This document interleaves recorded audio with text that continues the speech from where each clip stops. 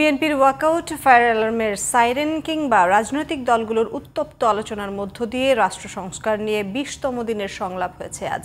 সংবিধিবদ্ধ প্রতিষ্ঠানগুলোর নিয়োগের বিষয়টি সংবিধানে অন্তর্ভুক্ত করার বিষয়ে দ্বিমত পোষণ করে বিএনপি। আর জামায়াত ও এনসিপি সহ বেশিরভাগ দল চায় এগুলোর সংবিধানে অন্তর্ভুক্ত হোক। এদিকে ২ থেকে ৩ দিনের মধ্যে জাতীয় সনদ চূড়ান্ত করতে চায় কমিশন। আরও জানাচ্ছেন শাহরিয়ার বাঁধন। সোমবার সকালে রাজধানীর ফরেন সার্ভিস একাডেমিতে রাষ্ট্র সংস্কার নিয়ে রাজনৈতিক দলগুলোর সাথে দ্বিতীয় পর্যায়ের ২০তম দিনের আলোচনায় বসে জাতীয় ঐকমত্য কমিশন। সূচনা বক্তব্যে কমিশন সহসভাপতি ডক্টর আলী রিয়াজ বলেন, বেশ কিছু মৌলিক বিষয়ে ঐকমত্যে পৌঁছেছে রাজনৈতিক দলগুলো, তবে এখনো চূড়ান্ত সিদ্ধান্ত হয়নি। আলাপ আলোচনার মধ্য দিয়ে বারবার আমরা পরিবর্তন সংশোধন করি এই কারণে যে আমরা দেখতে চাই যে আমরা সকলে যেন এক জায়গায় আসতে পারি। কমিশন কোনো কিছু স্থির হয়ে যে এটা আমরা একবার বলেছি সেটাই করতে হবে আমরা তা মনে করি না। সরকারি কর্ম কমিশন, দুর্নীতি দমন কমিশন, ন্যায়পাল নিয়োগ সহ সংবিধিবদ্ধ প্রতিষ্ঠানগুলোর নিয়োগের বিষয়ে আলোচনা হয় এদিন।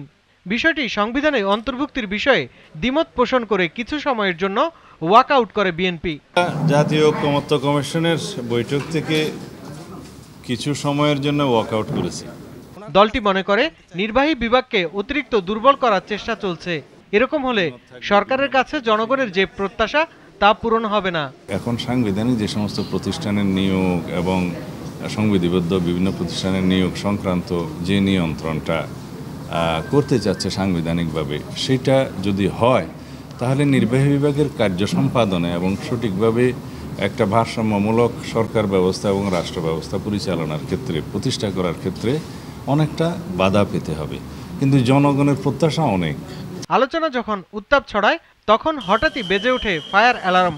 তড়িঘড়ি করে সবাই বের হয়ে যান রাস্তায়। ফিরে এসে সংবিধিবদ্ধ প্রতিষ্ঠানগুলোর নিয়োগের বিষয় সংবিধানে যুক্ত করার পক্ষে মত দেয় জামাত, এনসিপি সহ বেশিরভাগ রাজনৈতিক দল। পিএসসি সাংবিধানিক একটা কমিটি থাকবে, এখানে কোনো দলের, কোনো মন্ত্রীর, কোনো প্রধানমন্ত্রীর হস্তক্ষেপ এখানে থাকতে পারবে না। তো এটার বিরোধিতা করার তো আমি কোনো কারণ দেখতেছি না। আপনি কেন বিরোধিতা করবেন? তাহলে আপনি হস্তক্ষেপ চান। অধিকাংশ দল এই মতের পক্ষে চূড়ান্তভাবে যারা বলছেন যে সাংবিধানিক প্রতিষ্ঠানগুলোতে নিয়োগের কমিটি যদি নিরপেক্ষ হয়, সেটা যদি দলীয় নিয়োগটাকে আমরা এর মধ্যে আটকাতে পারি, এটাকে নির্বাহী ক্ষমতাকে কার্টেল করা হয়, তারা আসলে রাষ্ট্র ক্ষমতা বা রাষ্ট্রের যে কাঠামো আছে সেই কাঠামোর ব্যাপারে তারা পূর্ণাঙ্গভাবে জনগণকে ওয়াকিবহাল করছেন না। বিগত সময়ে এই সাংবিধানিক এবং সংবিধিবদ্ধ প্রতিষ্ঠানগুলোতে দলীয় নিয়োগের ফলে এই প্রতিষ্ঠানগুলোকে এক প্রকারের অকার্যকর এবং ধ্বংস করে দেওয়া হয়েছিল। তবে রাষ্ট্র ও জনকল্যাণ বিবেচনায় মৌলিক সংস্কারে সবাইকে এগিয়ে আসার আহ্বান জানায় রাজনৈতিক দলগুলো। শাহরিয়ার বাঁধন, জিটিভি নিউজ, ঢাকা।